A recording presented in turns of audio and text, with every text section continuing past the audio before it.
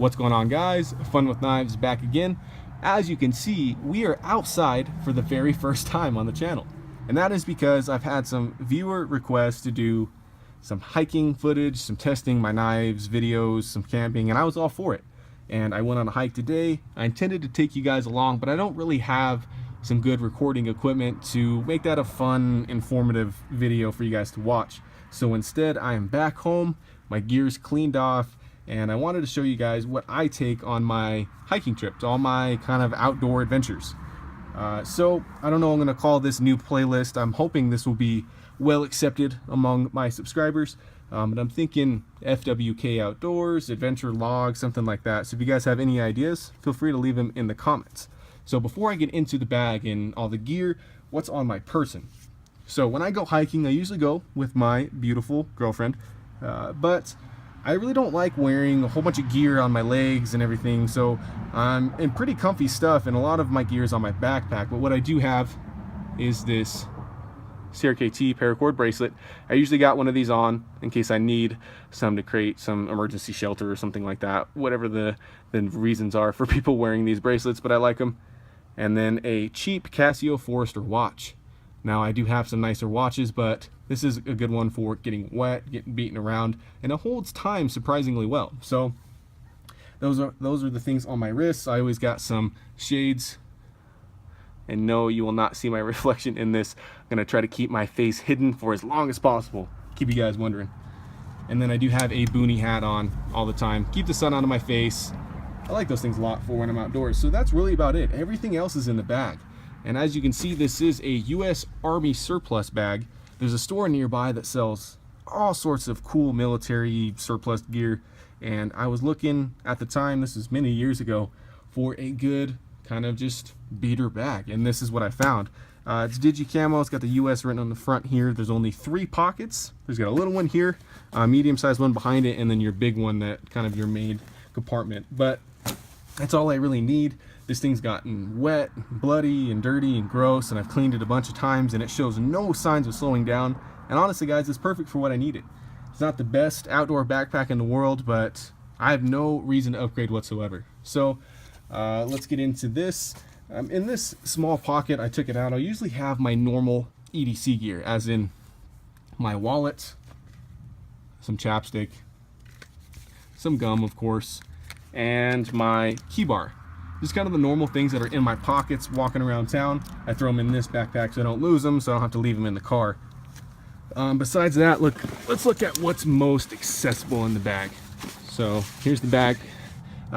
This pocket has some local information, as in where water systems are, bodies of water, and road maps and things like that in case we get lost. Also, in case we get lost, I have a Slim Rescue Howler. I don't remember, this came in like a little kit or something, but it isn't crazy loud. And I got that strapped to this backpack strap in case, you know, we get lost, I fall down the mountain, break my leg, whatever. I do have my Boker plus Mako, my brand new knife. Told you guys this was going to be an adventure blade. I tested this out a little bit, cleaned it off. The sheath, super impressed with. I carry this vertical like this so I can pull it with my right hand, kind of crossbody, and it works awesome. I was a little bit worried about this clip, but I kind of rigged it up in a way that it fits perfectly on Molly. Now, I know that, man, that guy in that big truck, I know that this clip is kind of terrible on a belt, but for this backpack kind of system, it works really well. Now I do have a zombie killer patch right there, just because. Now I'm going to take this off screen and I'll kind of pull things out and we'll talk about it.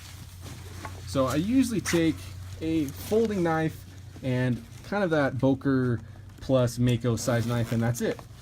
But this time I decided to take out the brand new Schrade to do a little bit of testing on it. This SCHF 52, I believe that's the name of it.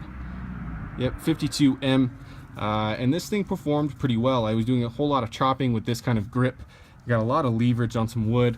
I threw some sparks off the ferro rod that's included in the sheath. You can see some burn marks on there. It throws sparks extremely well. The micarta handle's just perfect sized. But one thing I was worried about already is that there's some chipping along this edge, and 1095 is not really known for that, but this is fairly dull right here, where it was getting a lot of the impact. So I don't know if it was the heat treat of that steel, or if the edge is just ground too thin, or maybe just how I was using it. but that's something that's been worrying me. Other than that, I was fairly impressed with how the sheath carried. I threw this on my belt for just a little while, but I did throw some paracord on before I went out. I strapped this to my leg so this isn't flopping around against my leg, and I tried out the sharpening stone on that that part that has a burr in it already. It works okay. But that was with me today. Usually not. This is more of a camp knife, not a hiking knife, but I like it. Moving on, what else do we got in here? Hydration. I do not have a bladder or a CamelBak that I keep in this backpack. I usually just take this Klean Kanteen. I think this is a 27 ounce, just a steel water bottle. It's really cool. Keep things fairly cold.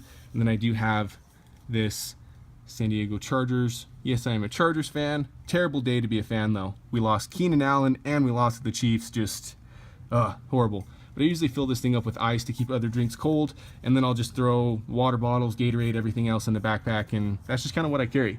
Now, I know I need to upgrade this system. This is by no means a perfect hiking backpack or anything or setup, but it's just what I like to carry and what I've found that I've needed. Now, I do have an emergency kind of kit. This is I think this is a Sawyer mini life straw to get water out of natural sources, you know, springs and lakes and everything, and this will filter out hopefully all the bad bacteria and things like that. And then it does come with this tiny little bladder to put some filtered water into. So hydration, I'm pretty covered. We carry, I don't know, snacks, fruit, everything like that, and throw that in the bag as well. Now, one thing that I always have on me is a Shemagh. I keep these things in my car, in my room, in hiking backpacks, bug out bags. These things are just insanely useful. If you guys want to see all the uses, these things are just about as versatile as paracord. You know, they're dust blockers, sunblock. You can use them to, you know, wrap wounds, everything. Just a couple weeks ago, I had to cut this up and throw it around my hand. We were hiking across some really hot rocks, didn't have any gloves, and one of these performed great. They're usually like $6, just awesome. So always got one of those in the bag. I do have a flashlight. This is probably one of the most necessary things in there besides water. And this is the Streamlight ProTac 2L. Really bright flashlight for the size of it. Maybe if I can turn it on now. There we go. And this thing's seen many caves. We often go on hikes that have cool kind of endings or landmarks, as in waterfalls and caves and things like that. And that Streamlight has performed wonders. That was actually a gift from my brother, so I like that thing a lot. Like I said, I usually carry a folder and kind of a medium-sized fixed blade. This was my folder today.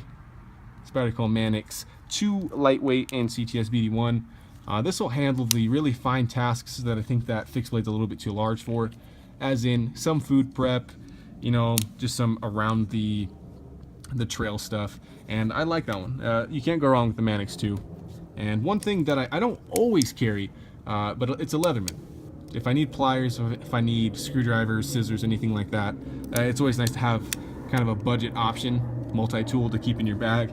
Other than that, guys, we don't have a whole lot left to talk about other than just a first aid kit, and I'll bring this back in here. You can see main compartment's pretty empty now. I can buckle these straps, get in here for you guys. Sorry, you just watched me play with the backpack right now. Kind of a weird first aid kit to take around. I've had the more outdoor first aid kits before, and I like these ones better. Just a hard plastic shell case. This was bought at like Walmart, but I've taken some things out and added some things myself. Snake bite kits and stuff like that, where I have pretty much all my bases covered for minor injuries.